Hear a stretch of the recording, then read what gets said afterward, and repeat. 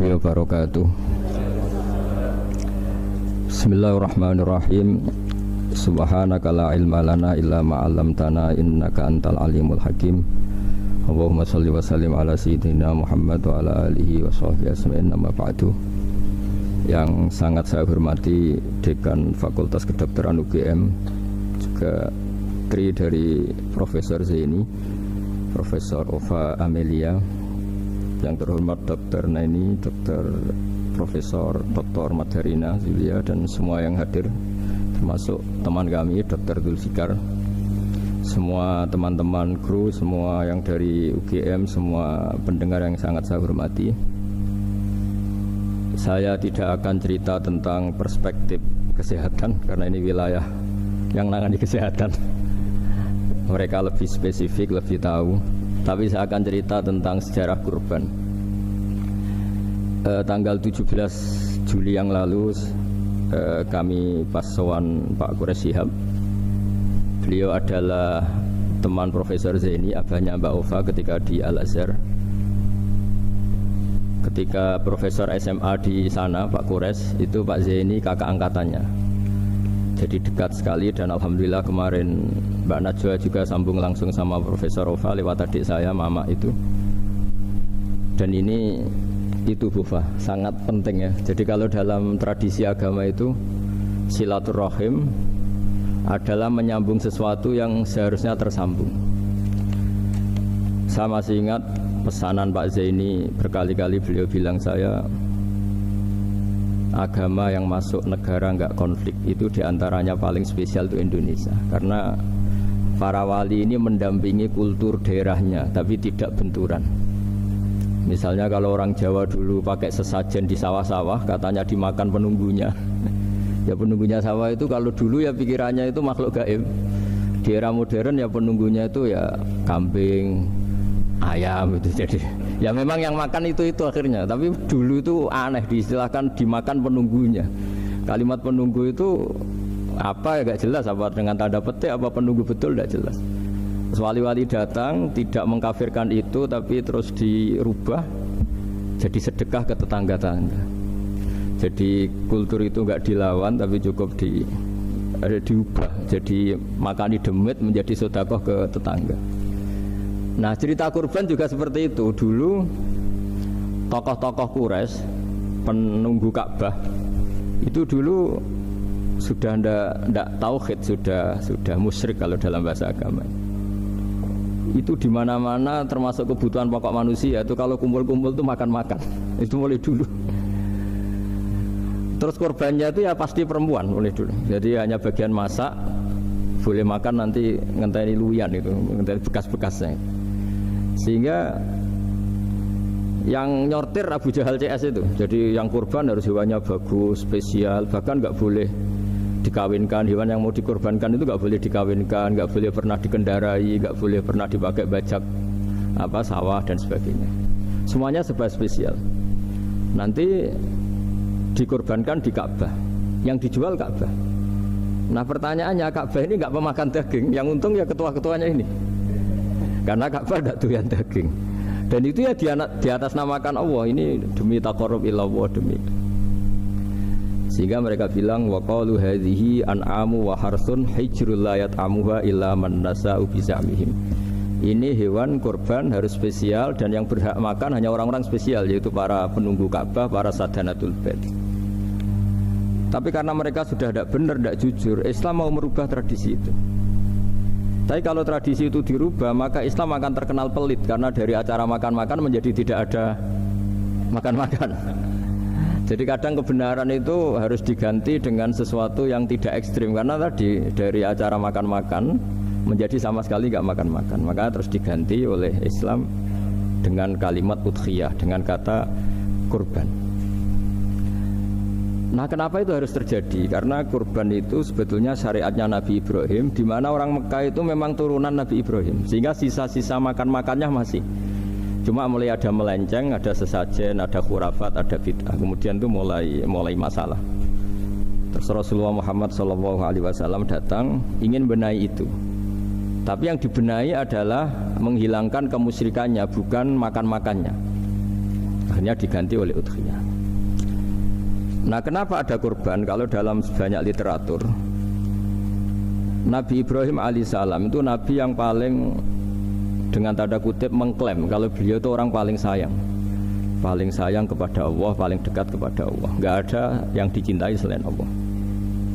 Beliau memaklumatkan itu baik secara lisan maupun di gemuruh hatinya, di bisikan hatinya, di detak jantungnya, pikirannya seperti itu. Pas itu beliau belum punya putra karena beliau termasuk lambat punya anak. Suatu saat ditakdir punya putra, yaitu Ismail. Pas seneng-senengnya jalan, pas seneng-senengnya punya anak, sama Allah disuruh nyembelih. Anak kamu harus kamu sembelih. Ibrahim kaget. Kenapa ya Allah? Kamu adalah orang yang sering ngomong bahwa yang paling kamu cintai saya. Tapi setelah ada anak kamu, kayaknya enggak. Protes Nabi Ibrahim, Pak. Yang benar Gusti, iya harus anak kamu. Karena beliau kadung janji, kadung komitmen yang paling dicintai Allah, tidak ada yang lain. Saya akan mencintai engkau ya Allah, meskipun harus mengorbankan anak saya. Singkat cerita terus disyariatkannya kurban itu. Ketika Nabi Ibrahim berkomitmen melaksanakan perintah itu, Ismail juga mau nurut, bersama Allah diganti oleh hewan kurban yang bernama kambing itu. Sehingga versi cerita itu bahwa Allah akan maklumi ketika orang mencintai Allah secara serius, bersamaan dengan itu orang juga mencintai anaknya dengan proporsi masing-masing. Itu di khazanah-khazanah yang saya baca. Versi kedua, tapi ini nanti nggak perlu dipertanyakan. Nanti kalau UGM tanya itu versi yang paling baik, yang paling benar gimana? Yang tanya juga bid'ah, yang jawab juga bid'ah nanti. Karena itu wilayah yang kadung terjadi. Jadi kalau dalam ilmu hadis itu, kalau kadung terjadi, kamu unggulkan yang mana, tetap saja yang terjadi hanya satu, kelewat. Beda dengan istihad solusi. Karena mau terjadi ya kita uji coba. Kalau nggak cocok yang A ya cocok alternatif B, alternatif C. Kalau sudah kelewat, mau gimana? Kalau salah ya salah aja kan. Versi kedua begini, semoga versi kedua ini yang benar. Kalau ini benar, keren. Nabi Ibrahim itu memaklumatkan diri. Kalau dalam bahasa Arab itu iddia itu mengklaim bahwa dia adalah orang yang paling sayang terhadap makhluk Allah, semua hamba Allah. Terus beliau diterbangkan ke langit. Ya karena UGM ini lembaga akademik, nanti saya baca teksnya. Kalau bahasa Arabnya itu takbirnya.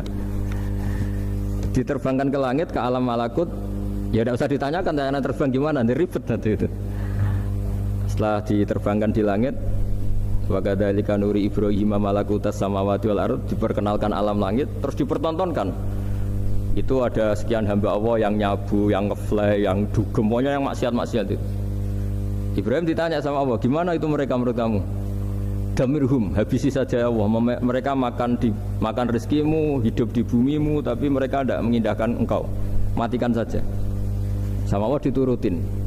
Jalan-jalan lagi sampai 3 kali peristiwa tempat-tempat maksiat itu dihabisin sama Nabi Ibrahim. Beliau minta sama Allah supaya itu dihabisin. Singkat cerita, terus beliau diturunkan sama Allah. Setelah diturunkan, ya Allah tidak jawab, tidak apa. Allah itu punya sunnah, punya tradisi. Dengan nabinya itu tidak jawab.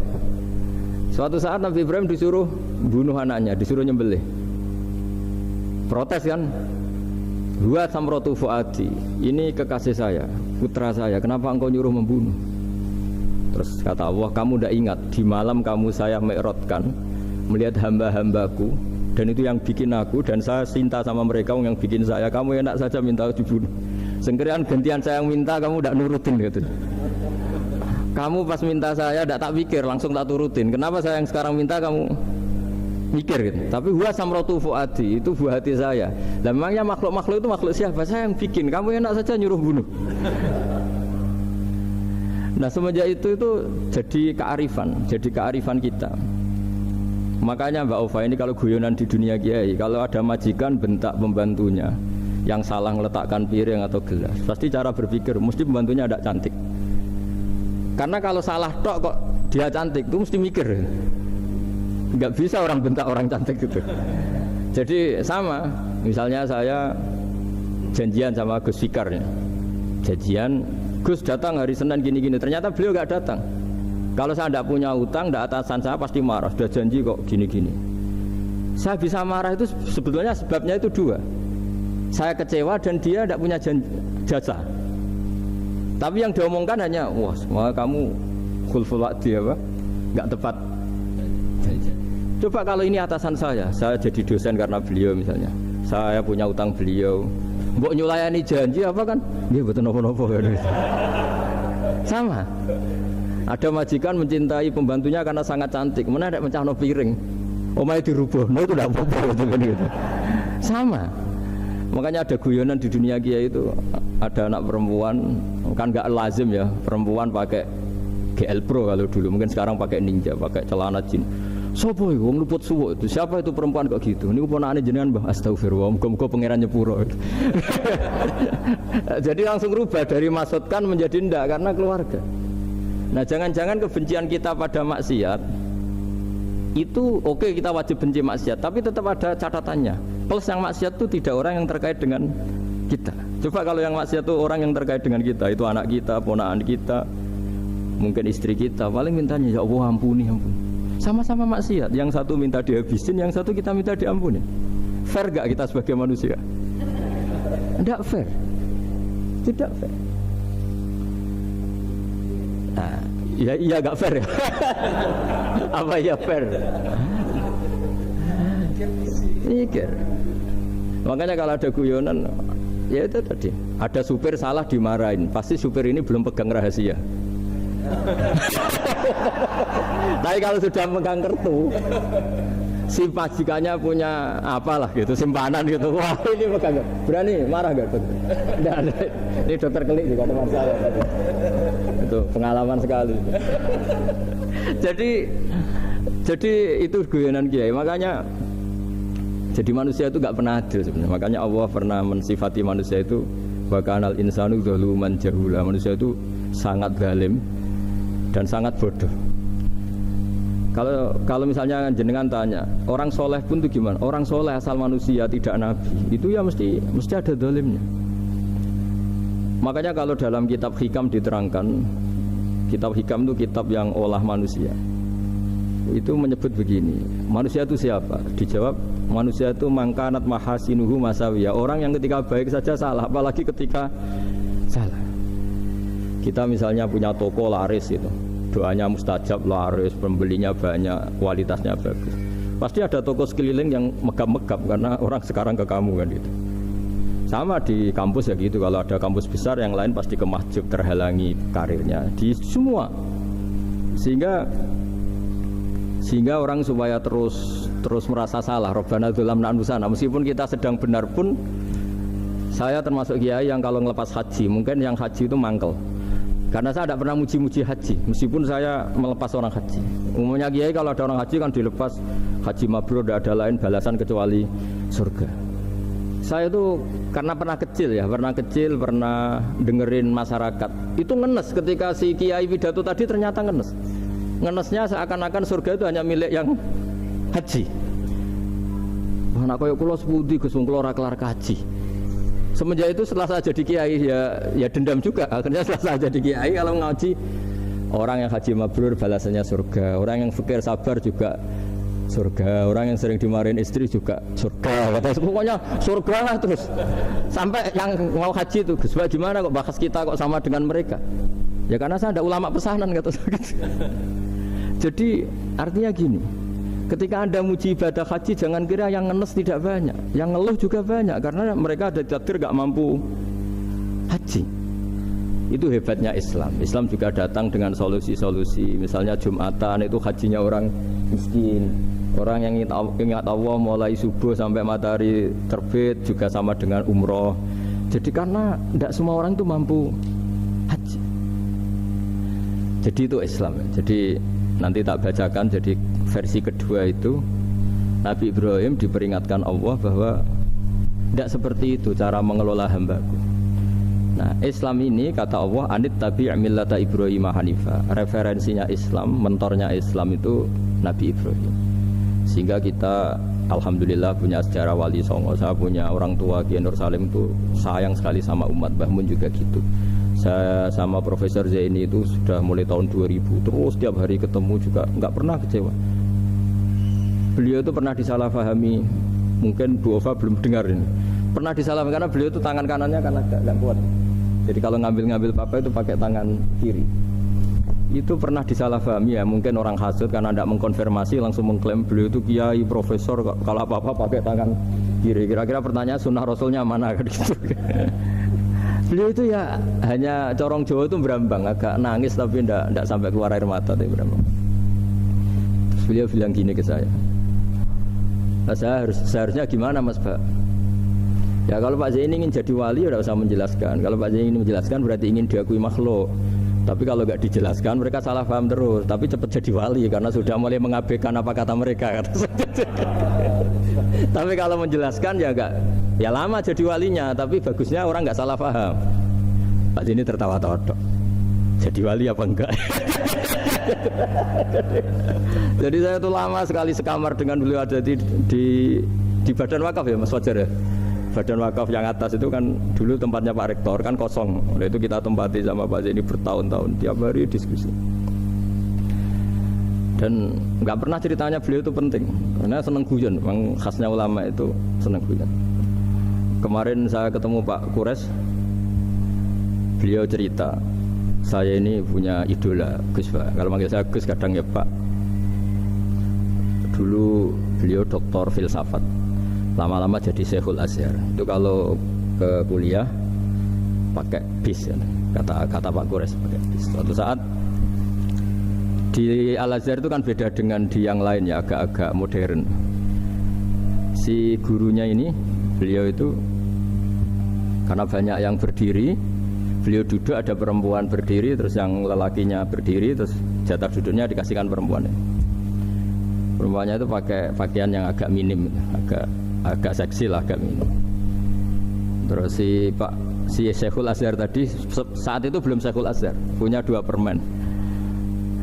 Ini ceritanya Pak Kures punya 2 permen, terus yang satu sudah dibuka, yang satu masih bungkusan, masih ditawarkan. Silakan Mbak kamu milih yang mana? Milih yang masih itu. Padahal bukanya itu supaya lebih gampang. Ternyata milih yang masih bungkusan. Kenapa Mbak? Ya ini lebih steril karena pakai bungkus. Oh iya. Itu pelajaran itu. Terus Pak Kures nantang saya, Gus Pak punya enggak cerita tandingan? Wah kalau saya kebalikannya Pak. Di kereta itu ada Cina, enggak khitan ya. Ketemu sama kiai kampung. Kenapa khitan? Enggak khitan juga sama gini-gini gitu. Terus dikasih pisang. Terus dimakan, dikupas dulu. Kok udah langsung aja? Terus kata Pak Kures, nah ternyata sama Pak Zaini sama Pak Kures itu dibalik ke profesorannya. Ceritanya itu ya guyon terus. Karena memang agama ini itu kalau masalah kebenaran itu serius, tapi dibalik kebenaran ini yang perlu dicatat oleh semua yang mencintai agama ini, bahwa Allah itu tidak butuh taat kita. Dan Allah tidak akan gagal sebagai Tuhan karena maksiat kita. La tanfa'uhu ta'atuhum wa la tadurruhu maksiatuhum. Allah tidak akan ngefek ketika semua orang taat ya gak ngefek, semua orang maksiat juga gak ngefek. Karena Allah ini zat yang punya eksistensi sejati, sehingga hubungan kita dengan Allah itu tidak ngefek ke Allah, tapi ke kita sendiri. Sehingga mereka lebih rileks karena nggak merasa harus mati-matian bela Allah. Allah tetap Al-Qayyum, zat yang bisa berdiri sendiri. Sehingga di kitab-kitab itu ada bab namanya Mizahun Nabi, guyonan-guyonan Nabi. Itu ada babnya sampai di kitab Ihya, di kitab banyak lah gitu. Masyhur itu suatu saat ada orang sepuh sowan ke Nabi, karena sudah sepuh beliau pamit lah, kira-kira jam segini pamit, ya Rasulullah saya mau pulang karena nanti kemalaman. Karena beliau jalan kaki yang orang sepuh. Kata Nabi, dah tenang saja di sini, nanti pulang kamu udah jalan kaki. La ahmilan naki alab ninakoh, nanti kamu tak naikkan anaknya unta. Pikirannya orang sepuh tadi, namanya anak unta itu ya kecil. Wa ma fa'altu bibninako, apa yang bisa saya lakukan dengan anak unta? Sudah, tenang saja. Setelah beliau ngaji lama, ya dikasih unta tua itu. Silakan kamu bawa unta saya ini. Loh, ini kan unta tua, ada anak unta. Ya meskipun tua ya anaknya unta kata Nabi. Ya Nabi cerita saja. Meskipun tua juga anaknya unta. Jadi agama itu rileks. Nabi Ibrahim kembali lagi ya karena syariat Ibrahim. Nabi Ibrahim itu pernah minta supaya nyawanya itu diperpanjang karena umumnya orang itu kan ingin nyawa panjang, ingin umurnya panjang. Beliau yakin penting nyawa panjang, umur panjang. Allah tidak jawab gak apa. Suatu saat ada tamu, orangnya itu sepuh sekali. Nabi Ibrahim karena orang yang sangat menghormati tamu dikasih kurma, apa itu? Anggur. Itu setiap dimakan dikunyah meler lagi keluar. Karena sudah sepuh, nggak ada giginya, dikunyah keluar lagi. Itu jawabnya Nabi Ibrahim, ya Allah, masuk lagi ke kamar, sholat lagi, mengcancel doa panjang umur. Katanya Ibrahim, oh jenengan jawab toh gitu. Artinya kalau ingin tua sekali ya nasib kamu kayak itu gitu.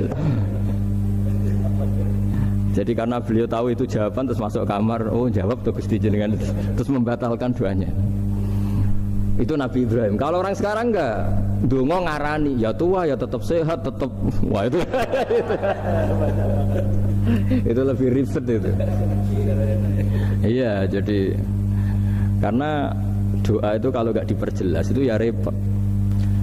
Ini cerita supaya kita berislam itu ceria. Saya Mbah Mun itu meskipun kiai top senengannya dia guyon bapak saya. Tapi guyon itu ada yang wajib. Saya dulu itu janggal. Ini cerita ya mungkin kalau di kampus-kampus umum agak asing, tapi ini cerita. Nuduh zina itu dosanya besar sekali. Saya ulang lagi, nuduh orang lain zina itu dosanya besar sekali. Disebut bab qadzaf. Saya pernah menjumpai 3 kiai besar Bu Ofa, 3 kiai besar. Kiai top semua. Di majelis itu ada gosip bahwa si A itu punya selingkuhan sama Sri misalnya atau dengan siapalah dengan perempuan. Itu kalau di Arab itu senengannya pakai Salma, Laila Majnun Salma. Kalau di Jawa itu kasihan korbannya itu. Ya, tapi itu contoh saja ya. Itu si Kiai 3 tadi gak ngefek, malah tanya gini, loh apa perempuannya cantik? Wah cantik sekali Mbah. Cantiknya sampai kayak apa? Malah bicara cantiknya perempuan. Saya itu ya pertama iskal. Ini Kiai kok bakas orang apa? Cantik. Orang ayu ya. Setelah majelis itu bubar, yang penggosip tadi ya yang gosip ini gak Kiai, yang pembisiknya ada Kiai, yang gosip ini gak Kiai. Cuma Kiai 3 ini posisi mendengar. Tapi malah tanya cantiknya tadi. Singkat cerita setelah orang itu pulang bilang gini, Gus, itu kalau saya bilang iya dengan gosip itu saya ikut qadzaf, saya ikut menuduh orang lain zina, itu dosa besar. Selain itu saya kiai, kalau saya bilang iya dianggap membenarkan. Maka untuk mengalihkan nggak bicara nuduh, jadi guyon tadi. Jadi guyonnya itu karena kalau dia tadi bilang iya artinya mengiyakan. Dan itu artinya qadzaf, punya dosa besar karena nuduh orang lain zina. Diperparah dia kayak besar kan, orang menjadi percaya karena yang ngomong bukan penggosip lagi tapi ya. Maka dialihkan tadi, loh ayo nucung. Sampai segitunya kearifan. Sehingga dulu ketika Ma'is itu seorang sahabat yang pernah salah besar. Itu Nabi ketika beliau ada gosip salah gitu ya, Nabi masih jangan-jangan kamu hanya mimpi, Cung. Jangan-jangan kamu hanya megang, tapi tidak sampai zina. Sampai terakhir Nabi tanya, Afi aklika syai'un, jangan-jangan otak kamu sudah agak error. Saking tidak inginnya Nabi mempercayai hal-hal seperti itu. Nah problem kita di zaman sekarang justru kadang nyari-nyari supaya tahu buktinya. Yang dulu para orang soleh menghindari bukti itu supaya nggak suudzon. Sekarang orang mencari-cari bukti. Padahal itu dilarang, wala tajassasu, orang nggak boleh mencari-cari kesalahan orang lain. Nah itu kearifan yang saya dapatkan dari Bapak, dari Mbah Mun, dari Pak Zaini, dari Pak Gures. Mereka orang-orang yang luar biasa menghindari ngomong penting. Sekarang itu orang banyak yang sering ngomong penting. Sebenarnya itu malah salah. Karena kalau ngomong penting itu vonis terhadap orang lain. Tapi kalau kamu rileks, tidak. Nabi dulu tuh rileks sekali. Ketika beliau ngaji gini, terus ada pemuda lewat bawa cangkul mengabaikan pengajian Rasulullah. Banyak sahabat bilang, celaka orang itu ada Nabi ngaji kok tidak ikut. Jawabannya Nabi unik. jangan-jangan dia punya keluarga yang harus kerja, dan kalau harus kerja untuk nafkah keluarganya itu juga ibadah, itu ya sunnah saya. Jadi Nabi rileks saja, tidak tersinggung, tidak. Nah, kenapa kita butuh rileks? Karena kebenaran sekali dipaksakan itu jadinya benturan. Dan itu wali-wali Songo itu dulu sudah berpikir seperti itu. Sehingga Pak Zaini yang sering ngendikan sama saya, kita ini bisanya mengikuti Mas Ba, kalau manggil saya Mas, tidak bisa benturan. Sehingga tadi ada modifikasi dari sesajen menjadi sedekah, dari apa menjadi apa. Jadi tidak langsung benturan. Dan itu khazanahnya, bacaan-bacaannya banyak sekali, termasuk peristiwa Udhiyah tadi. Jadi dulu kurban itu dipakai ajang orang-orang tokoh Quraisy supaya dapat daging yang bagus, di atas namakan Ka'bah. Jadi agama ini dijual mulai dulu. Kunane kuno agama ini dijual. Dan agama mulai dulu ya prospek. Ka'bah itu bisa menyedot wisatawan berapa, wisata religi. Sehingga dulu ada Ka'bah tandingan, perhitungannya juga ekonomi. Jadi mulai dulu itu ya sudah seperti itu, mau apa Mang Allah bikin dunia seperti ini. Jadi mulai dulu agama itu ya, sampai orang Yahudi gak mau iman sama Nabi ya pikirannya sederhana, kalau saya tokoh banyak yang sowan, banyak yang ngasih-ngasih. Kalau saya ikut Muhammad, saya anak buah, yang ngasih saya siapa? Jadi perhitungannya juga ekonomi.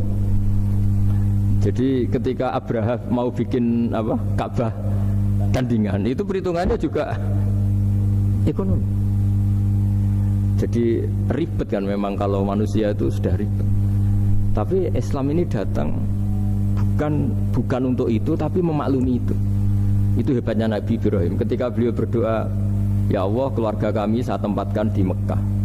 Rabbana liyuqimus sholata faj'al af'idatam minan nasi tahwi ilaihim warzuqhum minas samarat.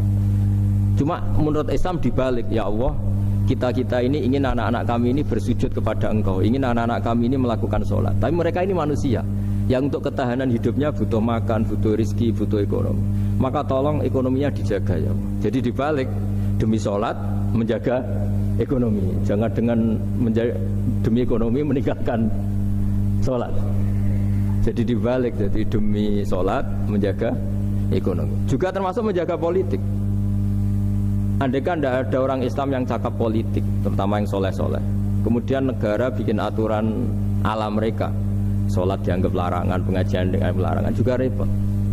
Makanya mulai dulu kiai-kiai itu ya politik, karena nggak ingin negara ini diatur oleh orang yang anti sholat, anti agama.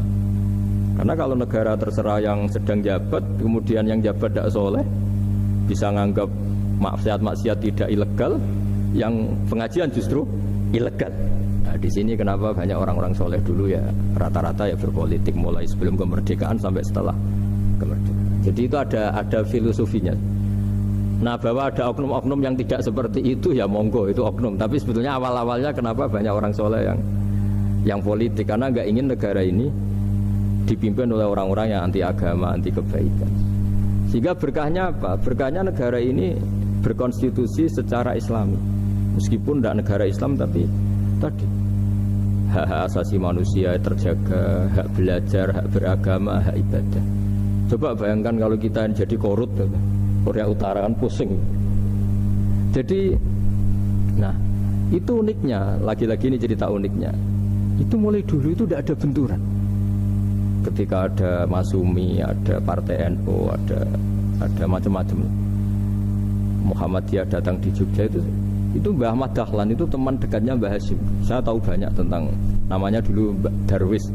Itu dulu ngajinya sama pernah buyut-buyut Qiyami di sini. Dulu ngaji Mbah Soleh Darat, Mbah Ahmad Dahlan sama siapa itu Mbah Hasyim. Ketika di Mekah yang Mbah Ahmad Dahlan ngaji Syekh Khotib Minangkabau itu ya sama Mbah Hasyim.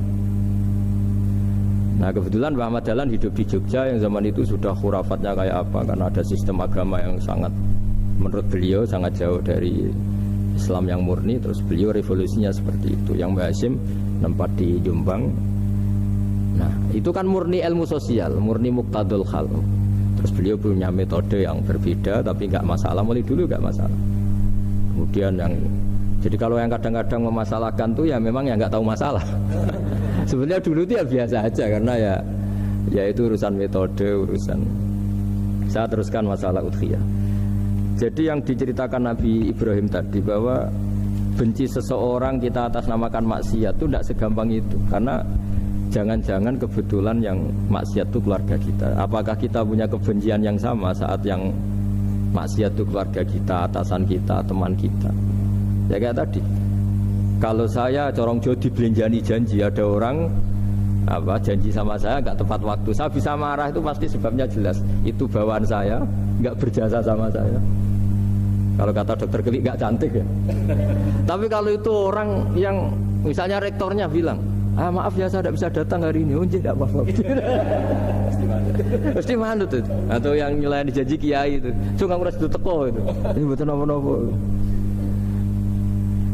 Gayanya aja kita marah karena khulful wa'di apa? Ingkar janji. Sama. Intinya Nabi Ibrahim itu, coba kalau yang maksiat itu anak kamu berharap saya ngasih tobat kan? Bukan langsung tak habisin kan? Intinya Allah ingin bilang ke Nabi Ibrahim, andai kan yang maksiat itu anak kamu, ingin saya menghabisi apa tak kasih tobat? Ya kasih tobat ya. Ya seperti itu saya yang bikin. Maka di Al-Azhar sana, kalau cerita orang-orang alim itu masyhur. Ada tempat maksiat mau dihabisin sama orang-orang yang sangat keras. Ketemu Syekh Mutawalli Sya'rawi, ditanya, andai kan mereka mati saat maksiat, itu mereka ke surga apa ke neraka? Ya ke neraka. Terus ditanya sama Syekh Mutawalli, kalau mereka ke neraka, akan ada dzalika muradan Nabi? Apa seperti itu yang digadaki Nabi, umatnya mati terus masuk neraka karena belum tobat? Tidak, Nabi inginnya mereka tobat dulu. Ya sudah, jangan dihabisin, kamu berproses ikut mentobatkan mereka. Kebetulan ini mau mendengar. Jadi kita lunak, kita baik itu ya semuanya ingin la'allahum yarji'un, semoga mereka kembali, mereka tobat. Bukan lunak dengan arti mengakui maksiat itu satu kebaikan, itu yang bahaya. Kalau lunak sampai mengakui itu maksiat itu kebaikan, itu bahaya sekali. Tapi kita lunak karena kita ingin berproses untuk bertobat. Karena tadi, kalau kita punya nurani itu mesti, andai kan yang maksiat itu anak kita, atau teman dekat kita, atau orang yang berjasa sama kita, apa kita bisa tegas? Kira-kira gimana? Bisa kamu tegas sama anak kandung? Berat. Ditantang minggat saja pusing. Ya makanya terus ini saya baca teks aslinya ya, supaya mungkin sebagian yang punya kitabnya atau memang punya tradisi akademik supaya mendengar ini.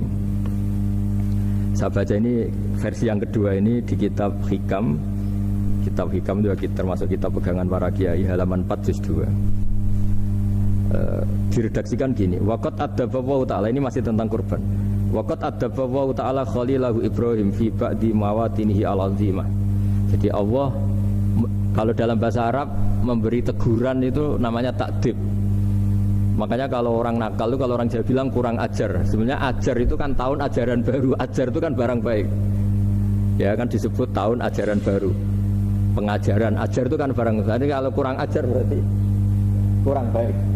Itu bahasa Arabnya orang yang kurang ajar perlu diajari. Itu kalau orang Arab bilang ditakdib. Diwarai toto kromo, diadabkan. Jadi belum punya adab diadabkan.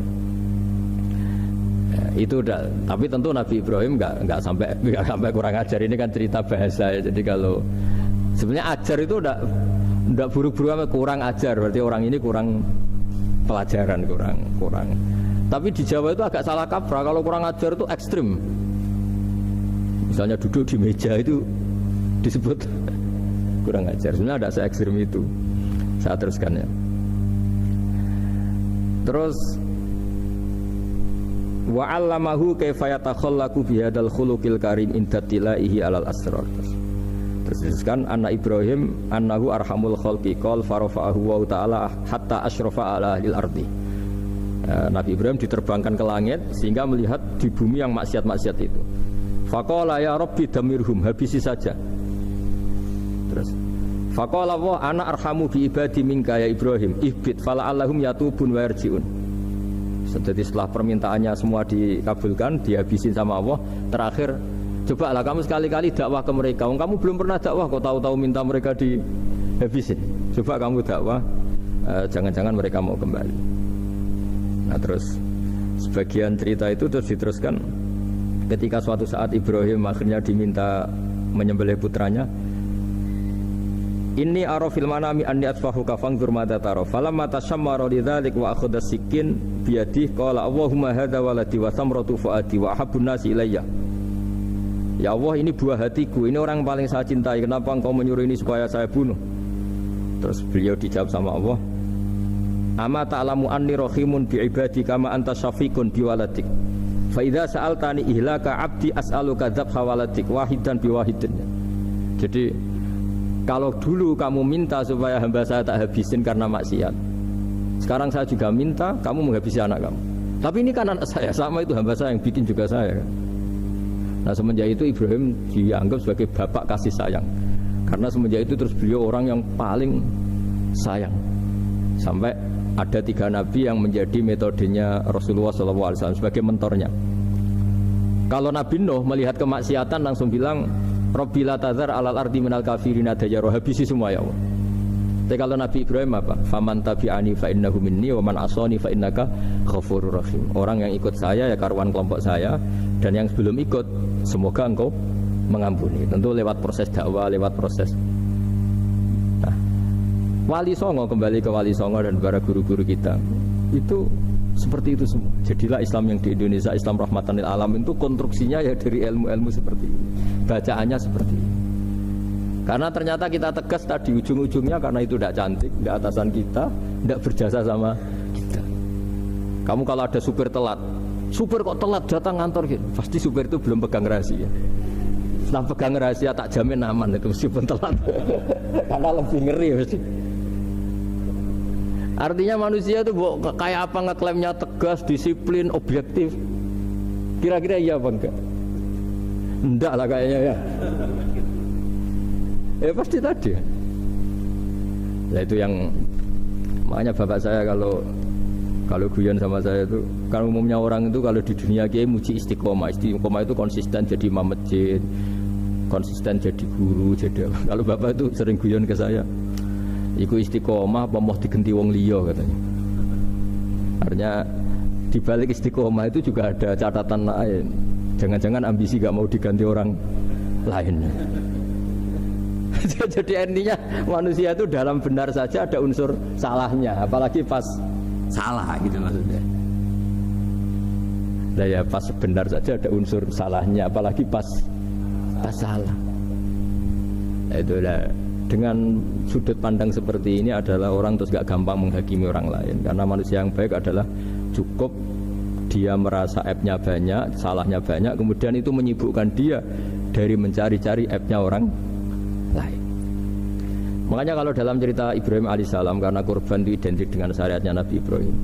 Ini saya punya catatan yang kemarin tak baca juga di Jakarta. Itu suatu saat Nabi Ibrahim itu didatangin orang Majusi dulu. Orang Majusi itu ya tidak beragama. Singkat cerita Nabi Ibrahim itu terkenal kaya dan suka menghormati tamu. Dulu tamu itu sangat penting dihormati karena dulu gak ada warung, terus padang pasir. Kalau sekarang itu ya wajib dihormati tapi tidak wajib-wajib banget. Karena biasanya sudah marung di mana-mana. Sudah marung di mobilnya bawa apa? Bekal. Kalau dulu di padang pasir kalau tamu nggak dihormati bisa mati betul. Kadang sudah hari perjalanan itu nggak makan nggak apa karena di padang pasir warung nggak ada, nggak bisa ngopi-ngopi ya gitu. Sehingga kalau menghormati tamu dulu itu pahalanya luar biasa ngasih makan itu. Kalau sekarang ya pahalanya biasa aja karena ya tamunya makannya ya biasa aja karena udah kenyang duluan itu. Singkat cerita orang ini datang ke Ibrahim minta dikasih makan. Nabi Ibrahim mengatakan kamu syaratnya harus Islam dulu, kalau enggak katanya makan. Karena Ibrahim itu seorang nabi dan beliau komitmennya seperti itu. Si tamu tadi putus asa. Akhirnya wala itu ya sudah meninggalkan Ibrahim. Setelah beberapa jangkah Allah bilang ke Nabi Ibrahim, orang itu umurnya berapa tadi bilang ke kamu? 50 tahun. Pernah enggak orang itu kelaparan? Kata Allah, enggak, baru ini kelaparan. Terus kata Allah, mundu khamsina sanatan nut'imuhu ala kufri Falau nawal tahu lukmatan min ghairi antu talibahu bitahiri dinik lakana ahsan ternyata. Orang itu umurnya 50 tahun, itu ya tak kasih makan, padahal dia majusi. Kamu baru diminta sehari saja minta syaratnya Islam. Terus itu ada di kitab apa Ar-Risalah Al-Qusairiyah di halaman 262. Jadi cuma dulu itu motifnya semuanya agama, bukan atas nama demokrasi atau kebebasan beragama. Karena dulu itu orang dulu itu kan saking sayangnya Allah, apa-apa konstitusinya ya perintah Allah. Dan ternyata perintah Allah seperti itu, akhirnya dipanggil. Kemana ya majusi ke sini tak kasih makan. Majusinya kan kaget. Ada apa? Kenapa kamu rubah? Ditegur Tuhan. Iya, ditegur Tuhan itu. Jadi dan alhamdulillah saking simpatiknya orang Majusi tadi akhirnya masuk Islam. Sama itu kan mirip orang Yahudiyah atau Yahudi itu yang tanahnya itu diambil ya sama Amr bin As untuk perluasan masjid di Mesir. Ya ketika lapor ke Sayyidina Umar, ngiranya itu kan dibenarkan perluasan masjid, ternyata Umar belain yang Yahudi. Iya, yang punya tanah harus dikembalikan tuh haknya.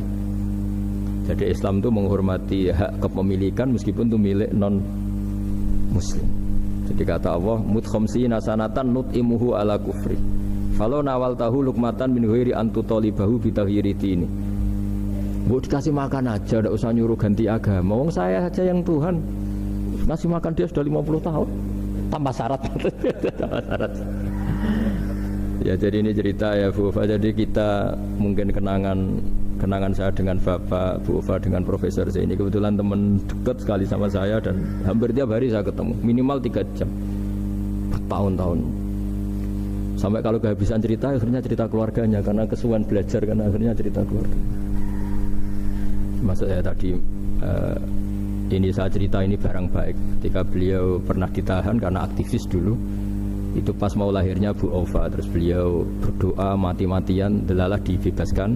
Beliau sempat nunggu kelahirannya Bu Aufa ini terus dinamai Aufa Amalia. Itu kalau dalam bahasa Arab itu Aufa itu Allah